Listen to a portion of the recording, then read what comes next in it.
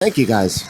I'd also like to take the chance to thank the staff and everyone. This has been such an amazing event for Cody and I to come here and feel so welcome.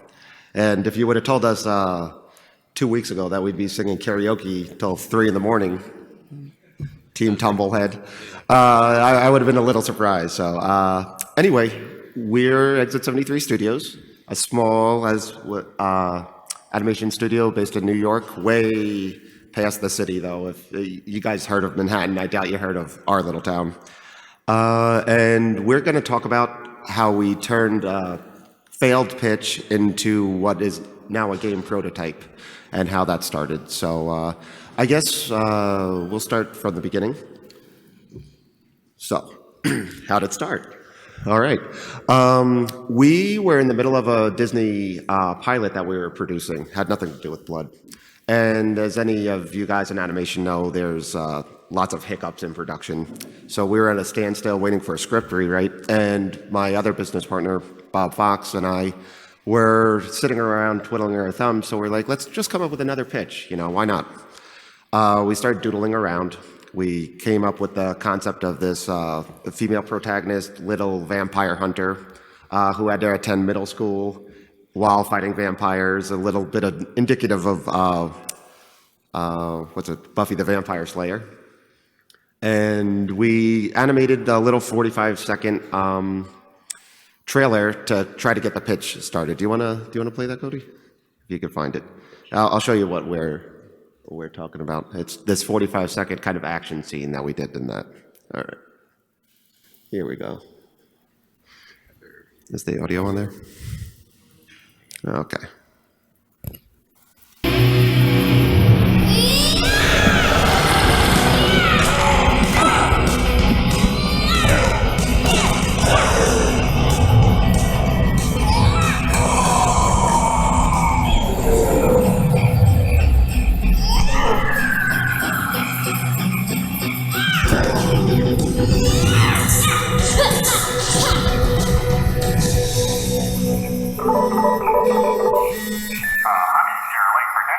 OMG, Dad! I told you I had cheerleading practice!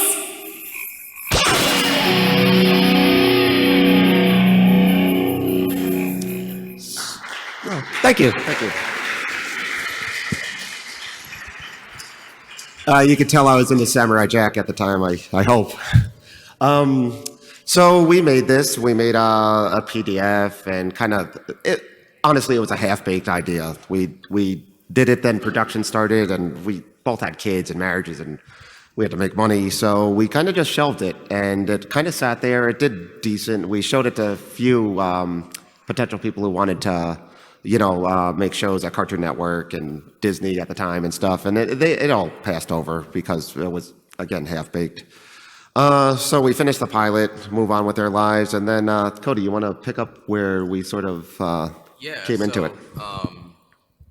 So background just like me is, I've known Chris for about 20 years now, and while we've lived together for a lot of that, and played around with animation and gaming, we've never actually done anything professional together, other than me fixing their website when it breaks, those types of things. Yeah.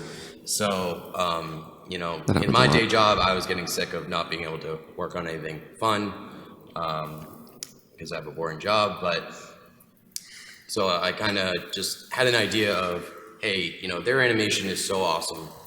People in the animation field love it, and we all love games. Let's make something together. So I spent a little bit of time without them knowing, kind of building a little prototype, using some old assets of some failed game project we worked on. Yeah, our first one, yeah. And then I just kind of went through their website and said, what kind of stuff could we use? And I came across, that pitch, which I was around when they were doing it, and it just felt right. And we set out with a simple goal, which was, do we just want to let's make something that's not gonna, break boundaries as far as complex game design, stuff that I'm very into, but it can overwhelm you. So we were like, hey, let's make a 2D animated Zelda game. And that's pretty much what I pitched them. And within a week, they had, tons of art assets, emailed to me that I was like, hey, I didn't know I was going to do it this fast. You have to be quick. And that was about a year ago. So now we're kind of just, yeah. Oh, and This is the amalgamation of it. So this is the early progression of what Becky went through. If anyone has played the game, none of these are what she looks like now, which just shows our first drafts of saying, hey, what's a good look?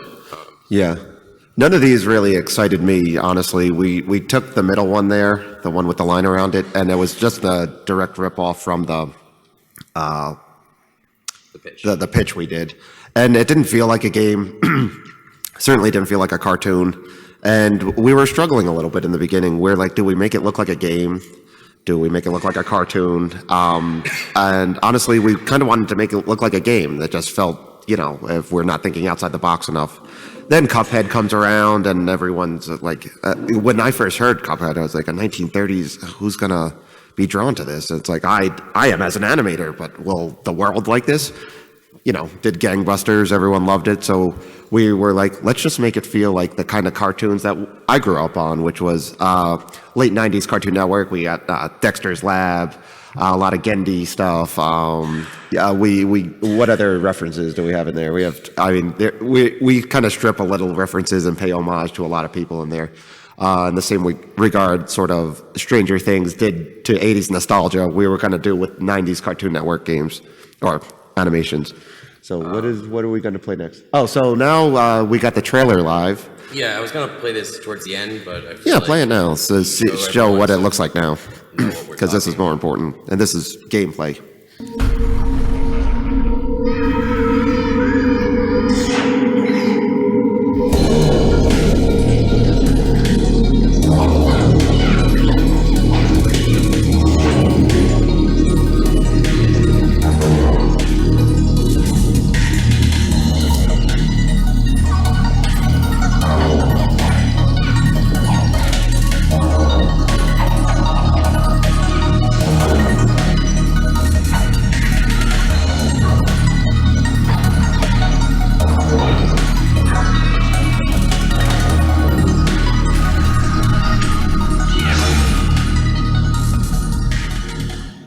The coming soon part might be a little dishonest. Thank you. So we made the trailer. We were trying to get into a festival in Baltimore called MagFest. And the trailer did really well on Twitter. And we kind of found a great audience with that. And it really inspired us to keep going, and that we were heading in the right direction.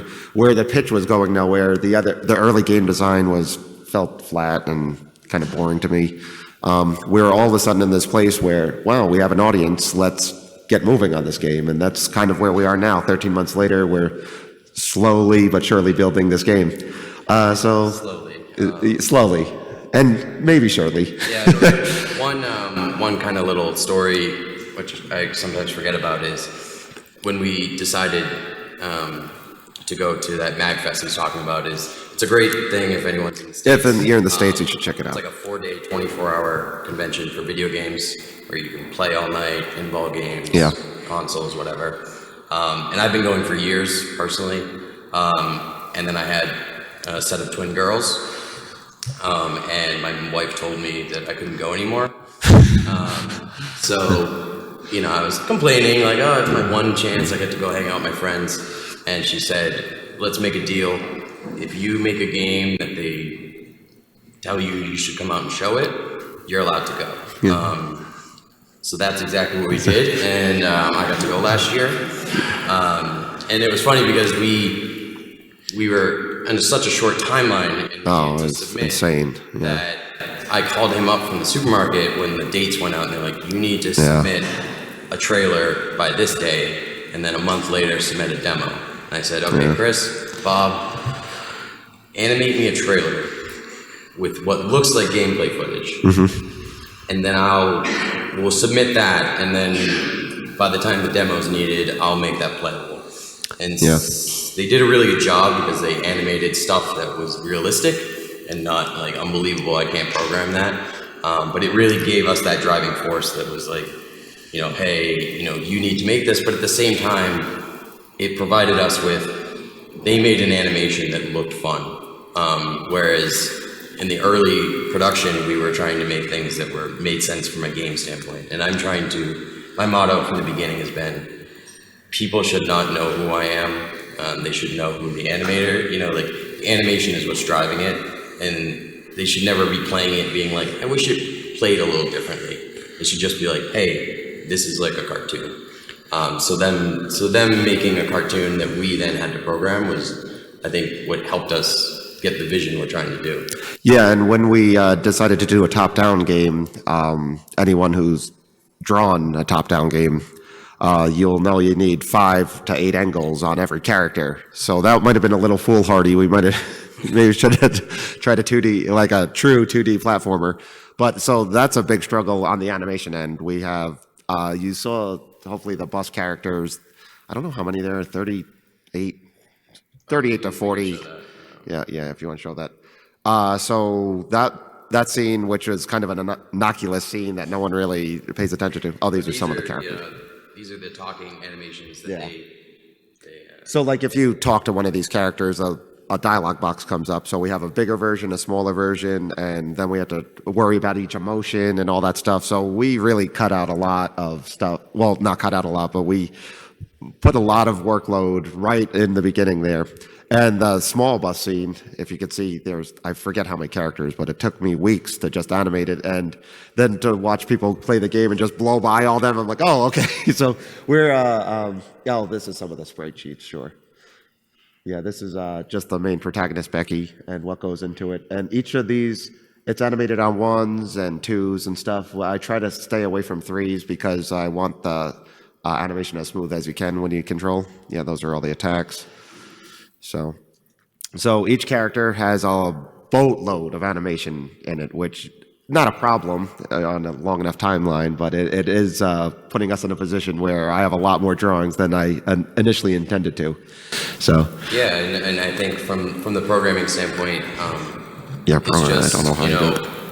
We spend so much time trying to make sure that their animation is not compromised from the gaming side, because I play a lot of games because I love games, and the thing that I've seen a lot of 2D animated games, and they just feel like the programmer said, give me these frames and I'll make it work. And you can tell stuff skips from one scene to another.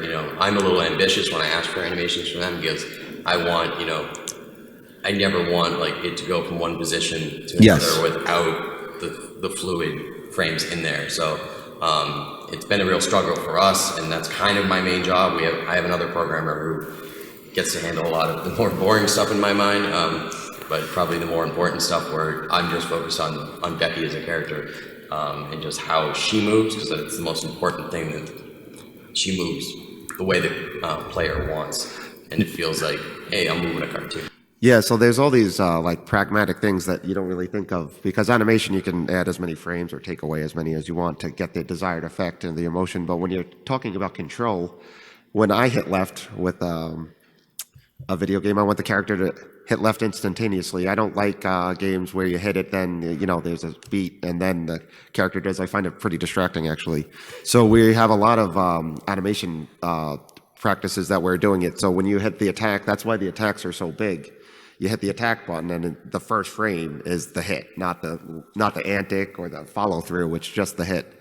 So there's a lot of going through what I would consider good animation, like follow through and antic and all that stuff, and kind of thinking from a gaming standpoint. But to Cody's credit, he's never put me in a corner and say you can only have 24 frames, you can only have 48. So some of the idles, we have like a 10-second idle for Becky on one of them. Then I see the sprite sheet and I apologize to him because it's massive. But they, sure I didn't put that in the game, but. Oh, you didn't? Well, we'll talk about that later. Yeah. So yeah, those were the big struggles. But really, it is just time and time management now. I think that's the biggest problem. We don't make a dime on this.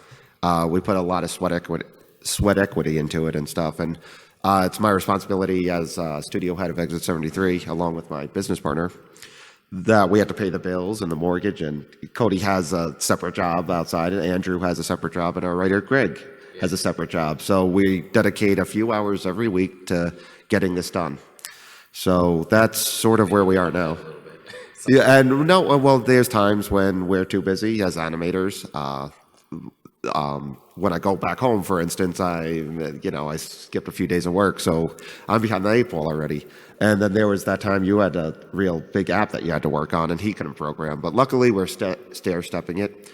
I have a backlog of animation that Cody can now do while I step out of the blood spotlight and into more of the studio head spotlight. So what's the next thing? So yeah, response for social media. We are such a small company.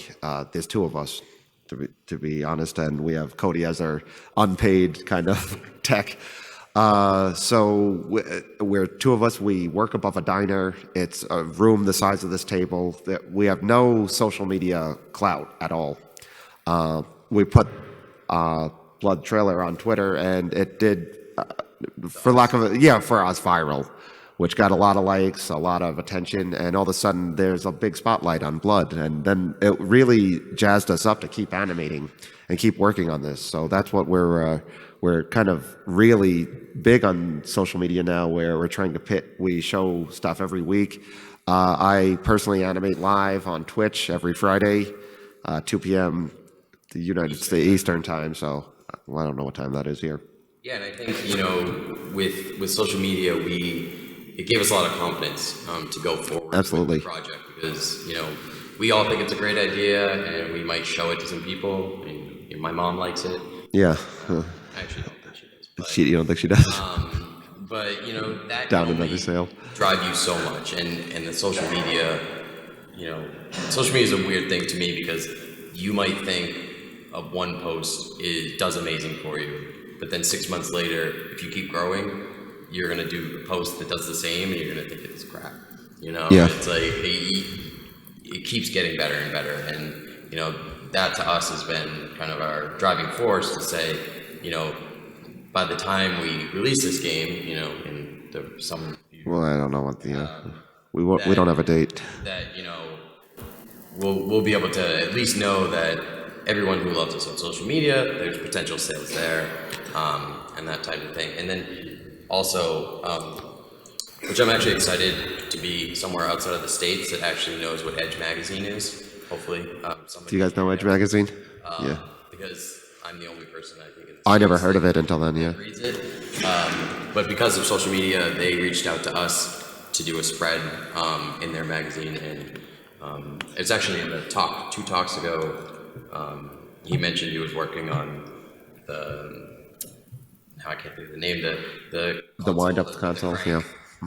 That was actually on the cover of this issue, which made it. I think it sold really well. It was sold out.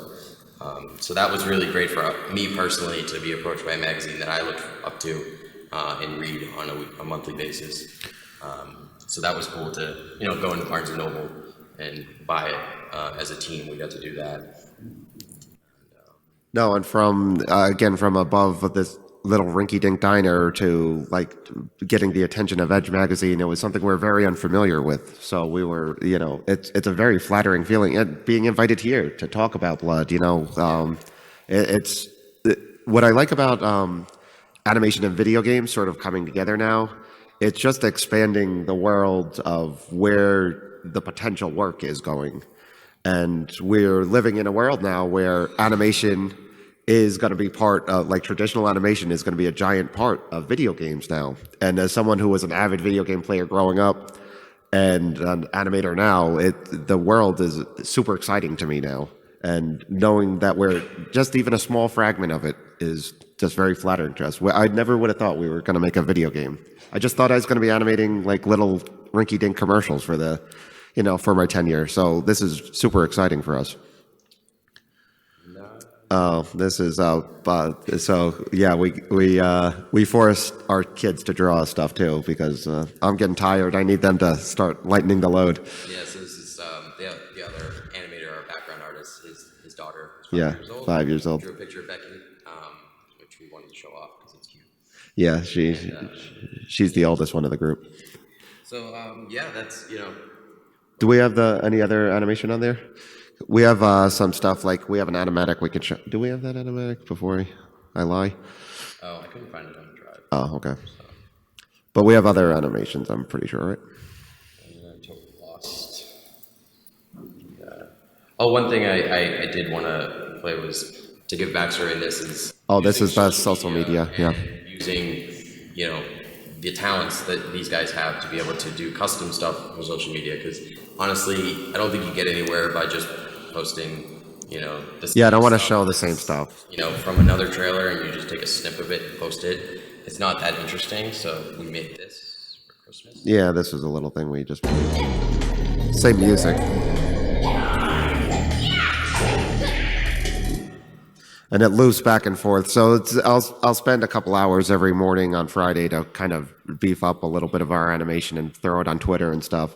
And it seems to do well. I mean, people really resonate with it. And it's we talked to our other friend, game developer, and he kind of drives down the point. It's like, why are you wasting the time when you could work on the game? And I to us, building our audience and making these things, nothing's a waste of time. Just like the pitch wasn't a waste. I mean, people could have looked at that and Cody might have never seen it, but the idea was planted there. So the idea that someone's not going to like your pitch or someone's not going to like your game concept and you just kind of give up on it is, I don't know, to me it's foolhardy, because if it's an idea that you're passionate about, and listen, no one's offered us money for this yet, and we're still working on it a year later. It's something that deserves to be worked on and cherished, and that's what we're doing. And it's a complete. The last 13 months, it was complete passion that drove this. My love of animation, your love of programming, and us coming together as a team. So it's nothing's wasted when you think of it in those terms. And then one thing too was we were doing an interview yesterday, and someone asked us, do we see potential in making it, after we release the game, making an animated series? Yeah, it would be a funny twist of Would that fate. be something? And we laugh because who knows what could happen? We reference Cuphead a lot, and they're getting an animated show. So it would just be hilarious that a failed pitch ended up turning into a successful TV show. Yeah, that'd be nice, but Spend 4 years making a game to do it, which would be kind of cool. But you talk to a lot of people who take pitches, and the development process is quite arduous. I mean, you think of people who start with an idea and develop it to concept. It's so rare. The percentage of pitches to successful shows is even more rare. So the point being is that we cared about something deeply, enough to work on it, and everything was worked on for free and stuff. And now it's a product we're quite happy with. And for me as an animator, I know a lot of you guys are animation folks here. The first time you get to see your own stuff move, it's a very cathartic feeling. It's something I've always chased afterwards. Now you get to animate some projects you're not happy with or freelance you're not very proud of. You kind of start losing that spark and stuff. Now, what reignited me was not only am I getting to animate it, but then when Cody programs it, I can now have this remote control to watch and play the character I drew, and you could do it almost instantaneously. And it's that feeling of the first time I used a pencil my first pencil test when I was 20 years ago, doing that in SVA and stuff. So it's rejuvenated me to the point where it's like I want to be part of the gaming community now, if not more so than the animation community. And I hope to keep following this. And the idea that if we ever sell this and it becomes a moderate success, then we could all band together, kind of ditch our other jobs and form a gaming company, is something that I hope to aspire to one day. So it's been a really fun journey so far. All right, we'll play a couple more. Yeah, we'll play a couple more, then we can. Some random tests. Yeah, this is the graveyard we wanted to do. No audio on this. Bob's our audio guy too, and he does all the backgrounds. So we're lean and mean team. And in a fun, interesting note too about this is kind of how they hand me art. Yeah. Is they kind of plan out, hey, this would look really cool, and they give it to me, and they, now I stare at this, and you might all just look at the animation, and I'm just like staring at all Like, how do you break that up? all those lights and shadows that I didn't approve of, and No, stuff like that. get on it. Those fireflies are going to be really annoying. No, just type in bool. You know how to program. Oh yeah, this was the snow. We're playing with seasons in the game too, because it's throughout a school year. Essentially, it's a it's a dark story, and we're kind of wrapping it in a little cute box here. But it's essentially a murder mystery and a vampire apocalypse, all while being an allegory for the troubles and hardships of middle school too. So we're gonna play with the seasons as we come from a place where there's 4 of them. So. That's Buffy the Vampire Slayer. No. It's our original idea. Yeah. So anyway, that's pretty much our talk. If you guys have any questions about animation or how the game is being programmed or anything, we'd love to answer them. Yeah. If you can ask any. Is that enough to answer? Okay. We thought we'd last longer. Hello. I played your game yesterday. And Oh yeah. It's absolutely fantastic. Thank you. Yeah, I only died 3 times, but it was fun 3 times. I wanted to ask, like, now you have made that level, is it possible to play it somewhere online? The level demo is something we're going to release probably in early 2020, because it's in such a fragmented state right now. We're still kind of writing it while we're making it and stuff. It's not something we're comfortable with showing right now. So yeah. We like to, so far we've just liked to do it in a contained environment where we get to stand next to the person or our lovely assistants right now who are been helping us. Yeah, they've been so great. The staff here has been fantastic. But yeah, it's, me especially as a programmer, I'm worried that, because I went over there today and they told me that We have bugs already, so people haven't been getting to the boss if they played in Spanish, which that was fun to hear. Can't fix it right now. So we definitely are going towards there. And if you go to bloodgame.com, which is up there, we have a mailing list, and anyone on the mailing list will get first stab at playing the actual demo on their home PCs or Mac. yeah, the demo, if you guys got to play it in the other building, is more of just kind of establishing how we're going to fight and how she's going to move and stuff. It was sort of a litmus test on how we hope the game to play. Now we're tasked with actually building a coherent story where she's not just thrown into this world with vampires. We're going to have to slowly progress the vampire apocalypse coming down upon her while revealing the murder mystery at hand. So I think the demo right now is at a fun place, but it's not story-wise. I think it's a little lackluster in terms of telling the right story for the game in its entirety. Hi, and what platforms are you targeting? Like, is it mobile game or? Right now, especially, this is also what the social media reaction helped with was, we wanted to, low level and mobile was never a big thing. I do that as a day job and kind of want to get away from it. So we're big console gamers. So obviously the dream's there. And so far, we've gotten some contact on some publishers that definitely think it's there's no reason not to. Right now, our demo is running on Xbox One, and everyone, us included, thinks the Switch will be a perfect place for this. But as everyone knows, we don't know when this is going to be released and what platforms will be out there. If it's Switch PlayStation 2, 7. PlayStation 7 maybe by the time we get finished. Yeah, I know. Yeah. But the great thing is we are developing this in Unity, and Unity is great, and they're working closely with us. And we know, whatever platforms come out, they're going to support pretty quickly, and hopefully we can be on top of anything and try to get it everywhere. And as well as even though I mentioned it breaks our game, putting in the Spanish language, our other programmer, Andrew, is very focused on localization, which, I think before I came out here, it's very hard to, picture the other cultures and other people speaking other languages that want to play these games. And so I definitely now understand, Absolutely. okay, we got to get this working in every language possible, which, hopefully we can do. And it doesn't break the game, but yeah. No, a lot of focus has been on the visuals, but we really do have to give a lot of credit to our writer Greg, who's been making a really fun, like bubbly, like mixing horror and pop culture and funny dialogue, and we want everyone to be included in that. So there has been well, now that the Spanish version breaks, we had to go back to the drawing board, but we do want to include all of them because it's an experience anyone who's a lover of cartoons will hopefully enjoy. And that's what I want.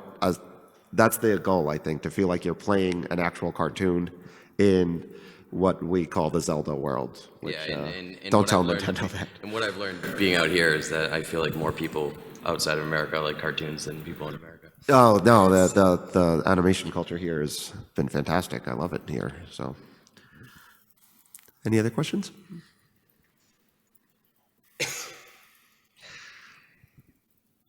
No. Well, we'll be at the 6 o'clock party with a couple beers in our hands. So if you're more comfortable talking to us, then please reach out. We love talking shop and meeting new people, and we've met so many good friends here. The Silly Walk guys. I call them the. Well, I think we should be called We're the American Silly Walk because we see a lot of parallels with them, and of course. All our karaoke buddies. So, all right, thank you. Thanks, guys. Thanks for the opportunity.